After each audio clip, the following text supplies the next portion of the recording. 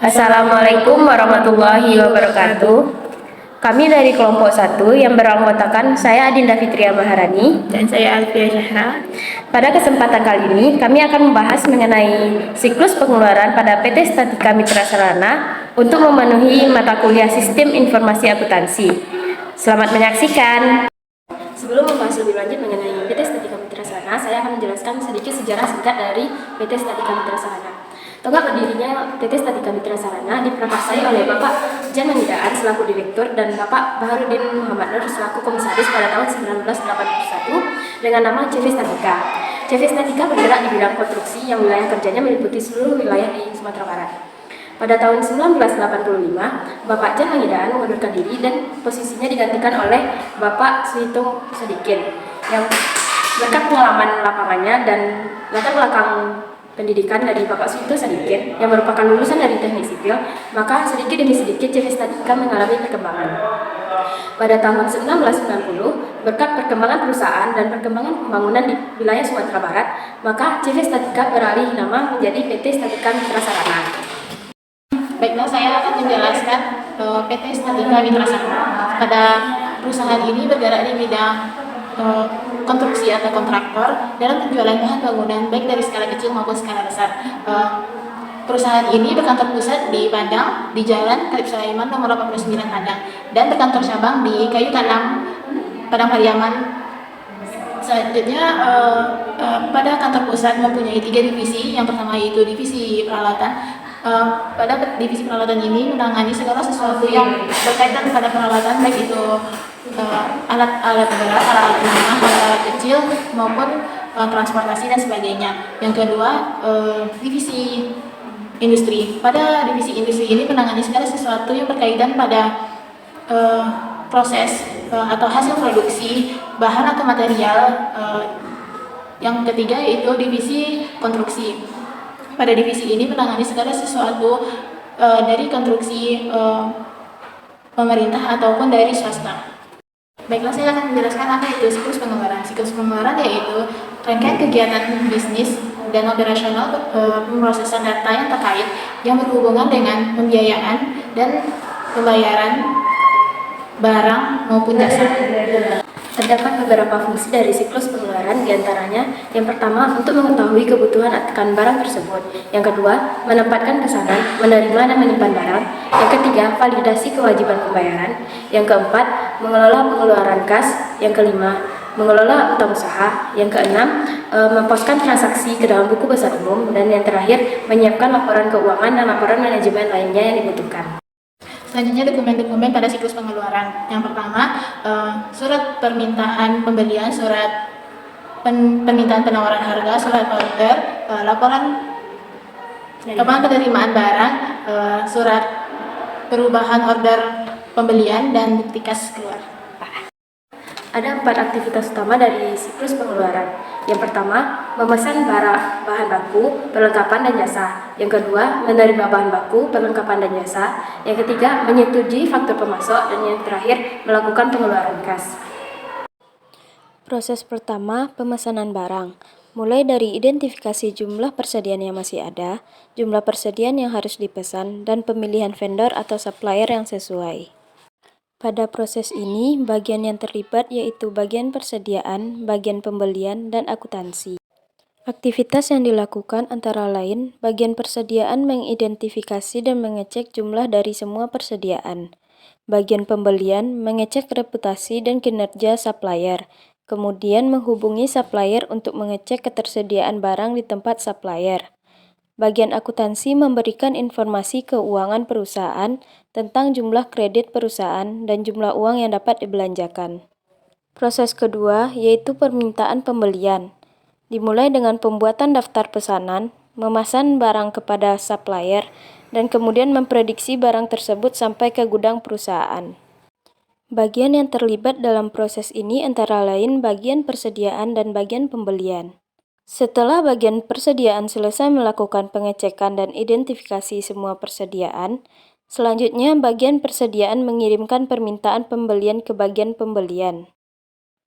Kemudian bagian pembelian membuat pesanan kepada supplier dan memberikan bukti pesanan tersebut kepada bagian persediaan.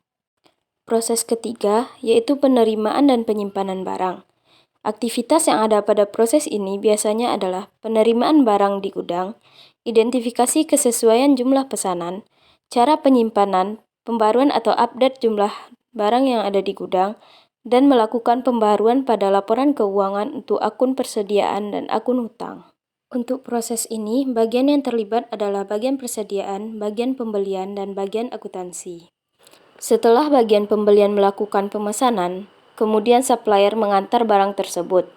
Ketika barang tersebut datang, bagian persediaan mengecek kesesuaian barang yang diberikan supplier dengan bukti pesanan yang sebelumnya diberikan dari bagian pembelian. Jika barang pesanan telah sesuai, maka bagian persediaan baru menerima barang dari supplier dengan cara menandatangani dokumen serah terima dari supplier. Bagian persediaan kemudian memperbarui data persediaan. Kemudian bagian pembelian akan menerima nota atau tagihan dari supplier. Biasanya bagian pembelian juga menerima dokumen lain dari bagian persediaan yang menyatakan bahwa barang yang datang telah sesuai dengan pesanan. Bagian akuntansi yang mencatat dan memperbaiki data berupa penambahan persediaan untuk keperluan laporan keuangan. Bagian akuntansi juga mencatat adanya penambahan utang dari supplier. Proses yang terakhir yaitu pembayaran barang. Dimulai dengan pembayaran, identifikasi diskon, dan pembaruan pada laporan keuangan terutama akun kas dan akun utang. Bagian yang terlibat yaitu bagian pembelian dan bagian akuntansi. Bagian pembelian bertugas melakukan pembayaran tagihan kepada supplier sesuai dengan tagihan yang diberikan oleh supplier. Dengan adanya pembayaran untuk pelunasan tagihan, maka bagian akuntansi bertugas mencatat adanya uang yang keluar untuk pembayaran tagihan dan mengurangi hutang kepada supplier karena telah dilakukannya pembayaran. Baiklah, saya akan menjelaskan diagram konteks yang telah kami rancang untuk PT Statika Mitra Sarana. Pada siklus pengeluaran PT Statika Mitra Sarana melakukan input data yang berasal dari purchase order ke pemasok. Kemudian dari pemasok akan meneruskan berupa material dan faktur ke dalam proses siklus pengeluaran. Kemudian dari siklus pengeluaran nantinya akan menerima berupa back order atau pesanan kembali dari siklus pendapatan, bagian persediaan, dan juga berupa kebutuhan bahan baku dari siklus produksi. Setelah diproses di siklus pengeluaran, nantinya akan menghasilkan output data dari siklus pendapatan, bagian persediaan, siklus produksi berupa penerimaan barang. Juga dari siklus pengeluaran ini nantinya akan menghasilkan output data berupa data pembelian dan pembayaran yang akan dimasukkan ke dalam sistem buku besar dan pelaporan. Setelah itu, dari proses siklus pengeluaran juga menghasilkan output ke pemasok berupa pesanan pembelian dan juga pembayaran. Selanjutnya untuk di level 0-nya, terdapat 3 kegiatan utama yang dilakukan dalam siklus pengeluaran di PT Statika Mitra Sarana. Yang pertama, melakukan pemesanan dan pembelian material. Pada aktivitas ini, bagian persediaan dan bagian produksi akan mengirimkan purchase request atau permintaan pembelian ketika dibukanya pesanan pembelian. Selain itu, di pihak pemasok dan persediaan juga terlibat, dari situlah dibuatkanlah purchase order ke bagian persediaan dan gudang. Masuk ke aktivitas kedua yaitu penerimaan dan penyimpanan material. Pemasok dari Lubuk Alung akan mengirimkan barang berupa material dan slip pengiriman, kemudian dilakukan penerimaan dan pengecekan barang material apakah sesuai dengan pesanan. Jika sudah sesuai, maka dibuatkanlah bukti penerimaan yang diserahkan ke siklus pengeluaran. Sedangkan material yang masuk dan laporan penerimaan barang diserahkan ke gudang. Setelah gudang menerima laporan penerimaan, maka dilakukan pembayaran faktur yang merupakan aktivitas ketiga. Pembayaran dapat melalui transfer maupun cek. Pembayaran yang dilakukan akan dicatat ke dalam akun utang dan buku besar lainnya yang berkaitan dengan pembayaran faktur tersebut. Baiklah, selanjutnya saya akan menjelaskan mengenai rancangan DFD level 1 yang telah kami buat. Pada proses 1 ini terdapat 2 aktivitas, yaitu bagian persediaan akan mengirimkan purchase request agar dibuatkan pesanan pembelian. Setelah pesanan pembelian dibuatkan, kopi dari purchase order akan diserahkan ke bagian persediaan. Selain itu, bagian produksi juga akan menyerahkan permintaan pembelian material yang mereka butuhkan.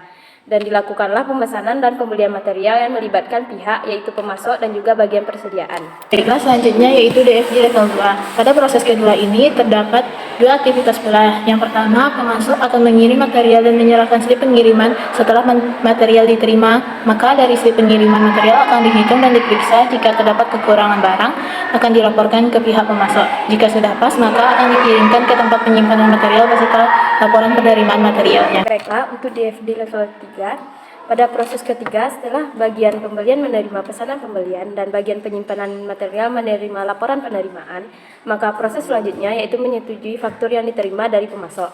Dokumen-dokumen berupa faktur, pesanan pembelian, dan laporan penerimaan diserahkan ke bagian utang yang kemudian dilakukan perhitungan dan pemeriksaan barang. Jika semua telah sesuai, maka dilakukanlah pencatatan di buku besar, kemudian dilakukanlah pengeluaran kas untuk melakukan pembayaran. Baiklah, selanjutnya saya akan menjelaskan mengenai flowchart dari PT Statika Mitra Sarana yang telah kami rancang. Yang pertama untuk bagian gudang, dimulai dari arsip data persediaan dilakukan pengecekan pada database persediaan. Apabila persediaan masih ada, maka pengecekan dari arsip data persediaan selesai dilakukan. Apabila persediaan habis, maka dari arsip data persediaan dilakukanlah pemesanan.